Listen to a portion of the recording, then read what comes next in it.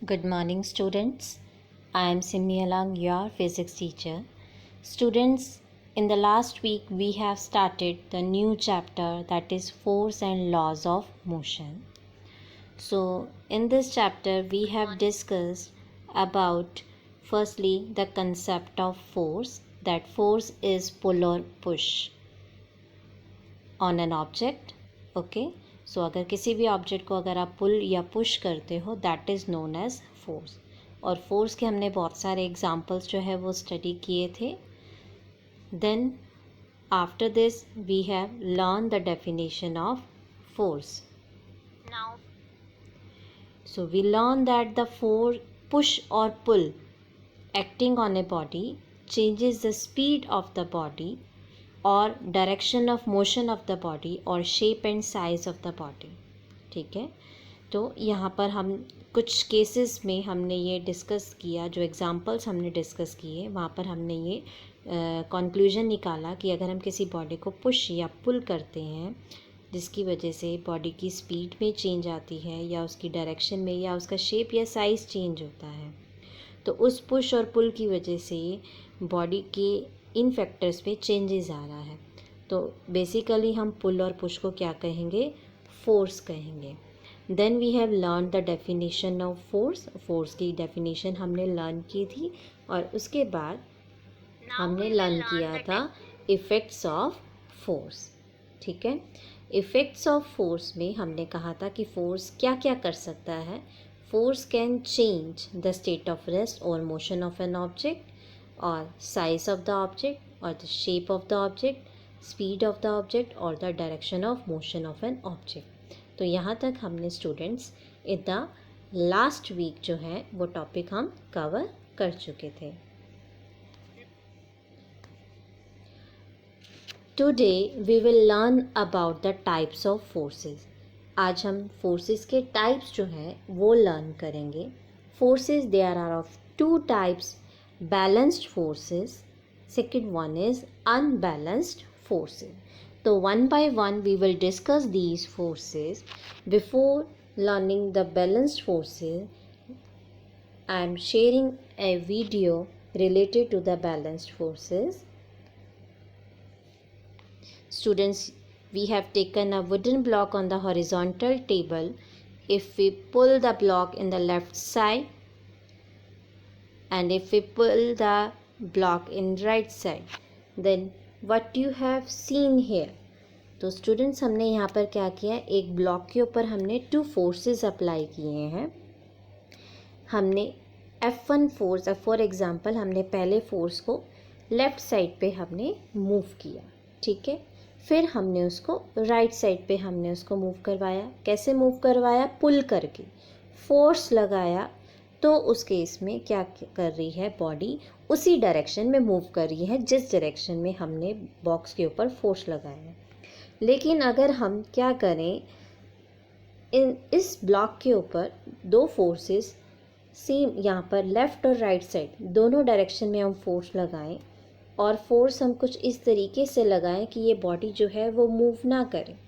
ठीक है, हम इस ब्लॉक के ऊपर फोर्सेस लगा रहे हैं बट बॉडी जो है वो मूव नहीं कर रही है. ठीक है, the body is not moving. यहाँ पर बॉडी जो है मूव नहीं कर रही है. ओके, क्योंकि यहाँ पर जो हमने ये दो फोर्सेस लगाए हैं F1 एंड F2 जो कि अपोजिट डायरेक्शन में लग रहे हैं, बट ये दोनों फोर्सेस एक दूसरे के इक्वल हैं, जिसकी वजह से ये ब्लॉक जो है वो किसी भी डायरेक्शन में मूव नहीं कर रहा है. तो यहाँ पर हम कहेंगे ये फोर्सेस कैसे फोर्सेस हैं? बैलेंस्ड फोर्सेस हैं. These forces are balanced forces. Okay, so यहाँ पर हमने कहा ये हमारे बैलेंस्ड फोर्सेस हैं. तो now we will learn the definition of balanced force. So the definition of balanced force: when two forces of equal magnitude but acting in opposite direction on an object simultaneously.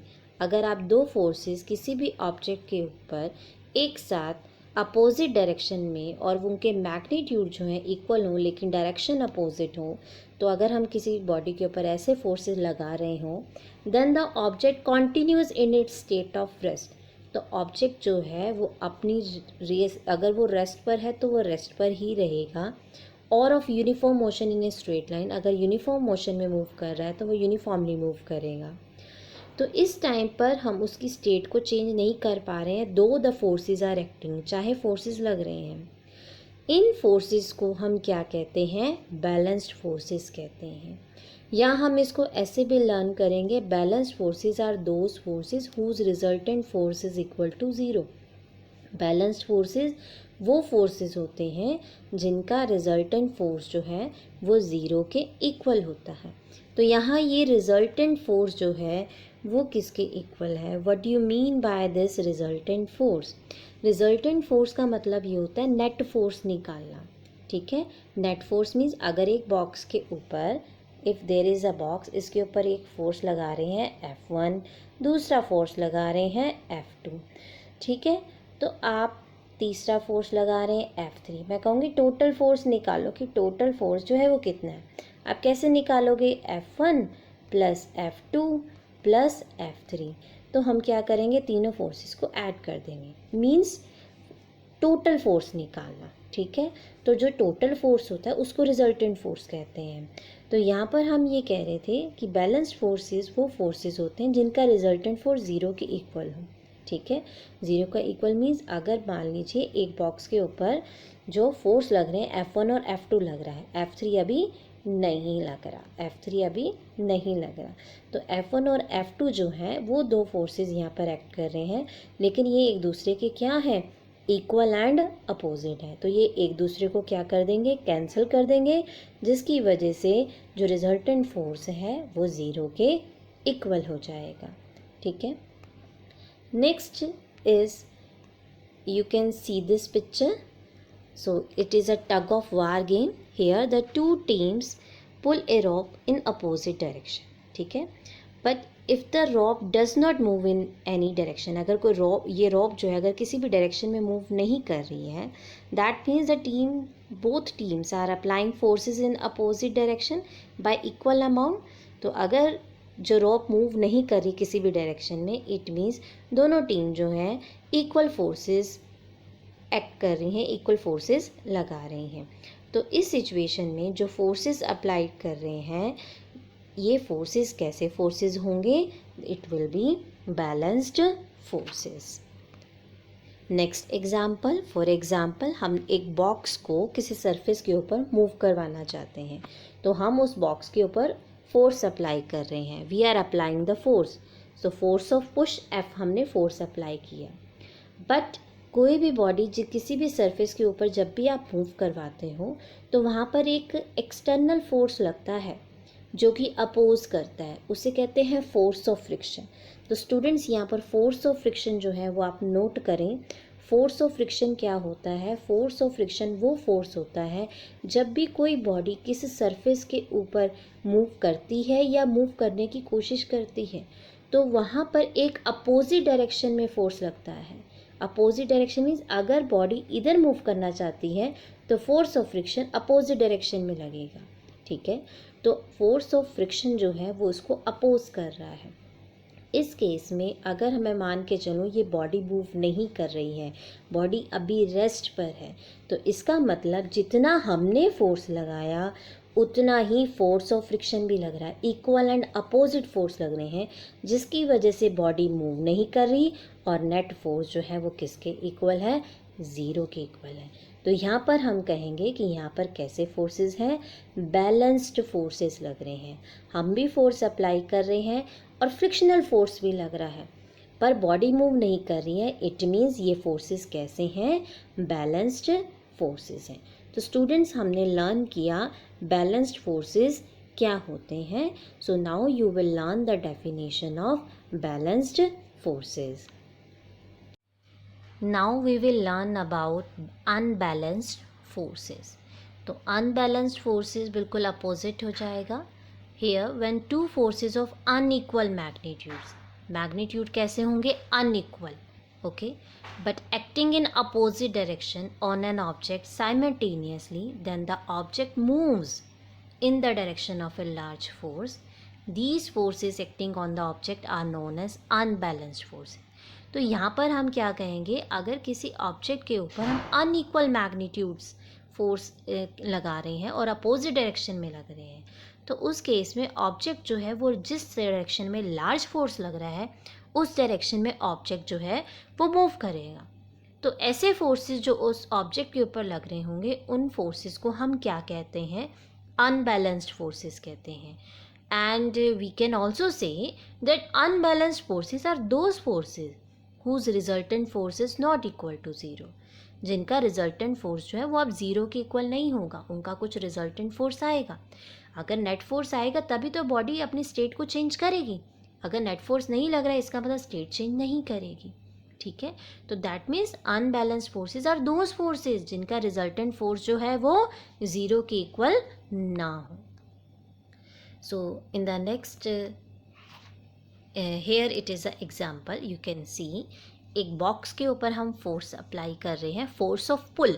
अब यहाँ पर हम क्या कर रहे हैं, पुल कर रहे हैं, खींच रहे हैं बॉक्स को.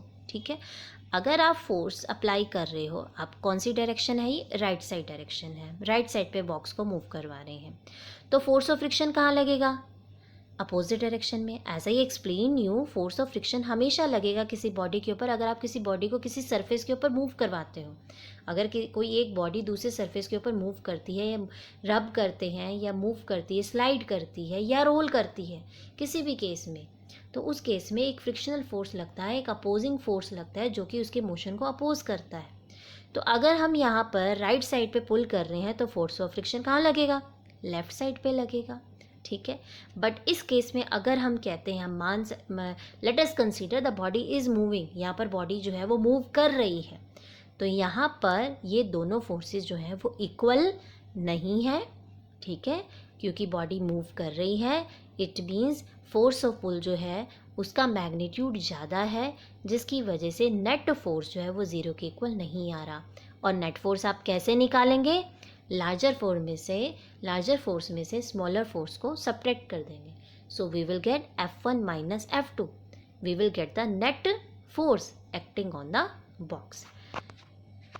In this picture you can see there it is a seesaw.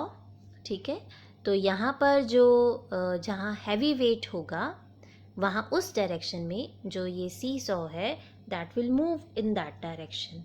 Okay, तो यहाँ पर भी ये जो एग्जाम्पल जो शो किया है, ये एग्जाम्पल किसका है, अनबैलेंस्ड फोर्सेस का एग्जाम्पल है. ओके, तो now students we have learn about the two types of forces, balanced forces and unbalanced forces. So here is the homework.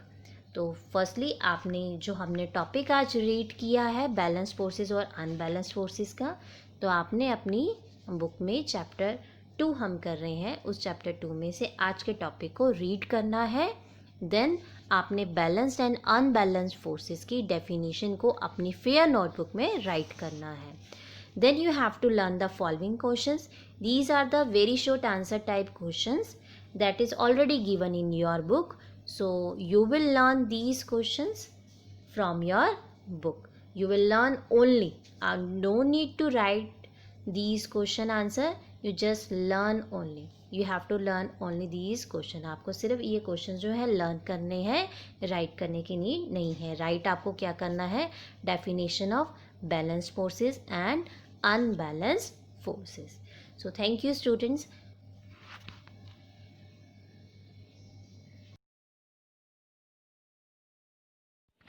Thank you students for watching my video. If you like my video, you can click on a like button.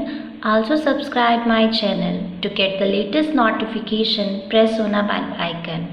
Okay students, bye bye. Meet you soon.